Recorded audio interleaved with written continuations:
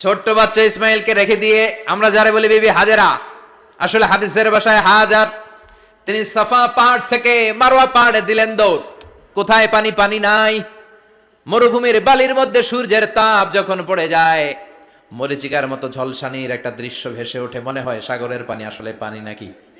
তিনি সাফায় যায়, যে দেখে পানি নাই, মারওয়াতে যায়, যে দেখে পানি নাই।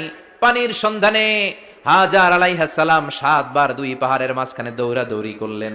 ওই পাহাড়ের মাঝখানে এই মহিলার পায়ের ছাপ লেগে গেল। এই দৌড়াদৌড়িটা আরশের উপর থেকে আল্লাহ এত সুন্দর উপভোগ করেছেন। আল্লাহর কাছে এই মহিলার দৌড়াদৌড়িটা এত ভালো লেগেছে, কিয়ামত পর্যন্ত সব হাজীদের জন্য এই জায়গায় দৌড়াদৌড়িটা আল্লাহ ওয়াজিব করে দিয়েছে। এই জায়গায় দৌড়াদৌড়ি না করলে হজ হবে না, উমরা হবে না।